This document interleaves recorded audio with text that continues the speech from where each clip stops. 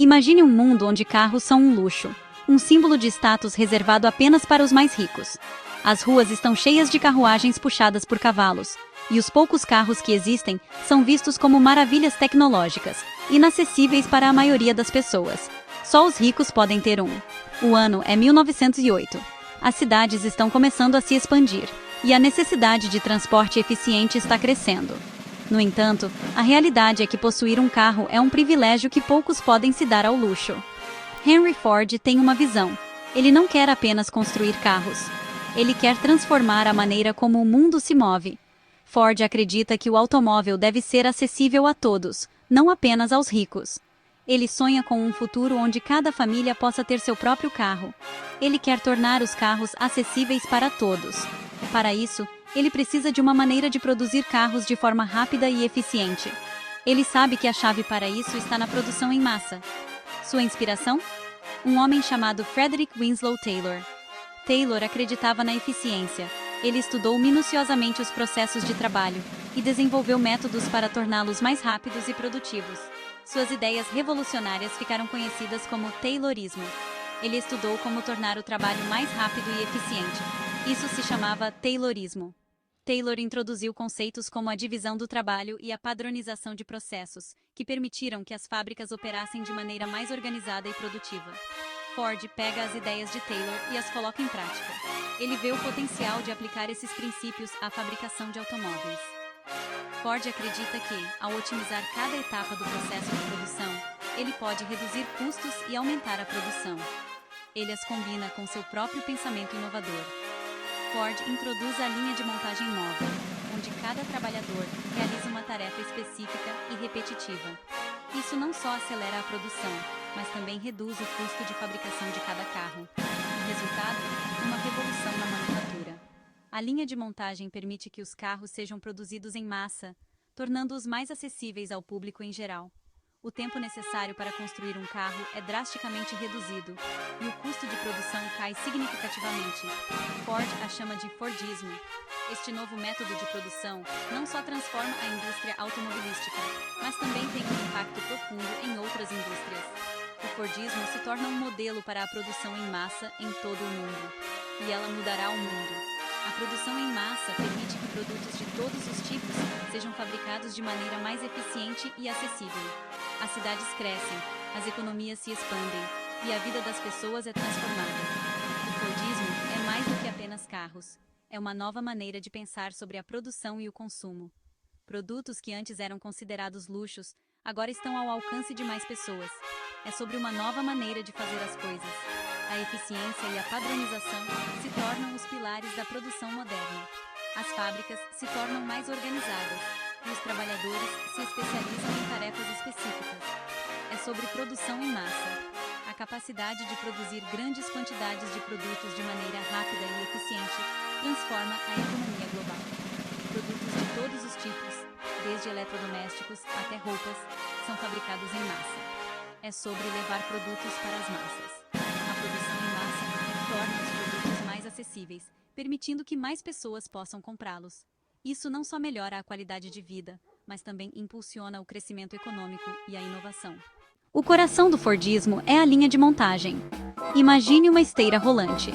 Ela carrega o carro enquanto ele está sendo construído. Os trabalhadores se alinham ao longo da esteira.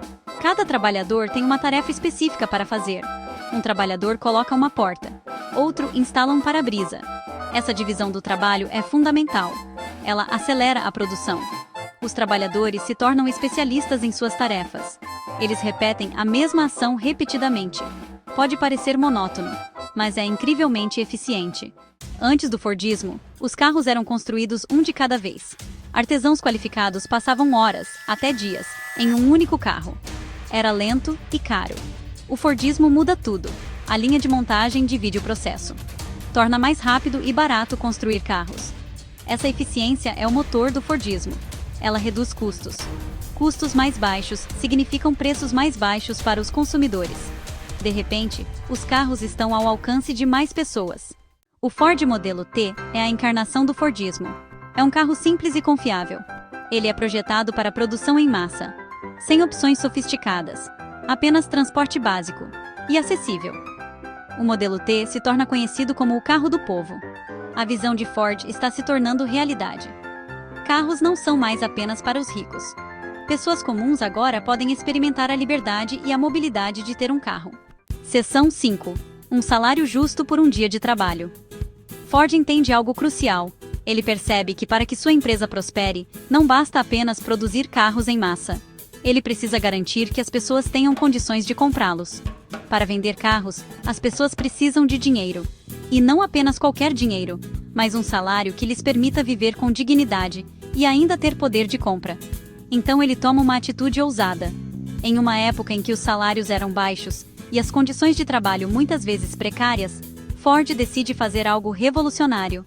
Ele mais do que dobra o salário de seus trabalhadores, $5 por dia, algo inédito na época. Isso não só melhora a vida de seus funcionários, mas também atrai os melhores trabalhadores para sua empresa. Isso se torna conhecido como a jornada de trabalho de $5. A notícia se espalha rapidamente e a Ford Motor Company se torna um exemplo a ser seguido. É um divisor de águas para os trabalhadores. Pela primeira vez, muitos deles sentem que seu trabalho é verdadeiramente valorizado. Eles têm mais dinheiro no bolso e, com isso, mais oportunidades. Eles agora podem comprar os próprios carros que estão construindo. Isso cria um ciclo virtuoso. Os trabalhadores ganham mais, gastam mais, e a economia como um todo se beneficia. A estratégia de Ford é brilhante. Ele não só melhora a vida de seus trabalhadores, mas também garante um mercado para seus produtos. Ao pagar bem, ele cria uma classe de consumidores leais e satisfeitos. Ele cria um mercado para seu próprio produto.